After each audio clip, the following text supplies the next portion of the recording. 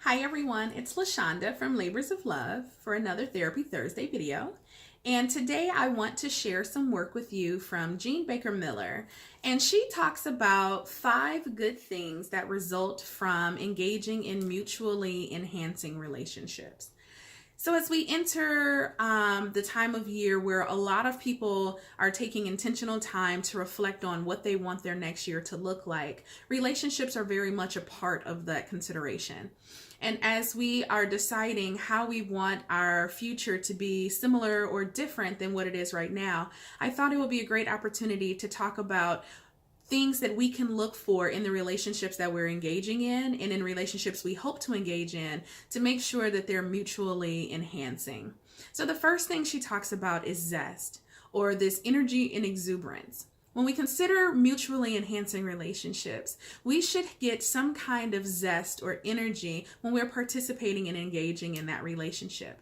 On the contrary, if we're engaging in relationships that are sucking the life and energy out of us, then it's potential that that relationship is not mutually enhancing. The next thing that she talks about is clarity. When we are engaging and participating in mutually enhancing relationships, there is often a clarity, not just about the relationship, but about ourselves and about the things that are happening in our world and around us and in our particular experiences. So if we're in a relationship and we have clarity, there's chances that that relationship is mutually enhancing.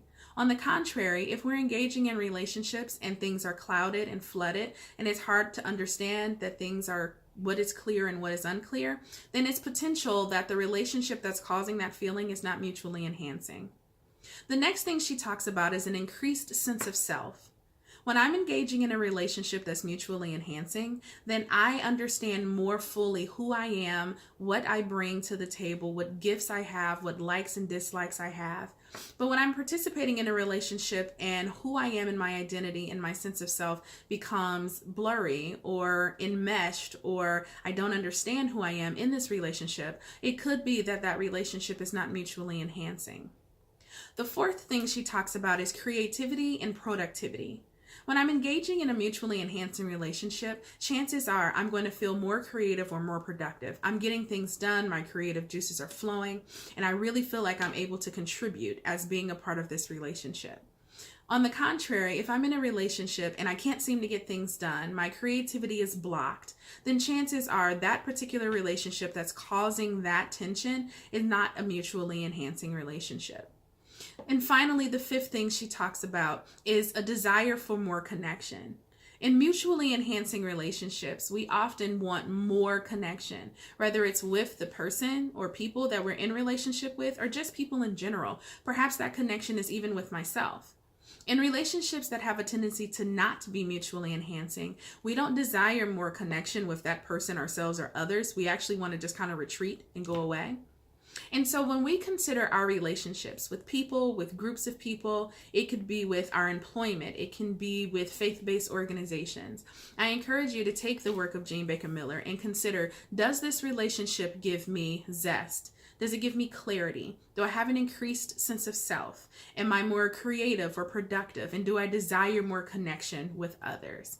If you can say yes to all of those things, chances are you're in a mutually enhancing relationship. If you cannot say yes to those things, then there's a possibility that the relationship you're engaging in is not mutually enhancing. And then maybe we need to look at, how do I then make this relationship something that gives me benefits just like I give it? So I hope that this was helpful for people as they consider how they want to move forward in the many relationships in which they participate. If Labors of Love can help you sort through some of your relationships and how you can identify how you can help them become more mutually enhancing, we'd love to walk with you on that journey. Reach out to us at www.thelaborsoflove.com. Have a good week, and I'll see you next week.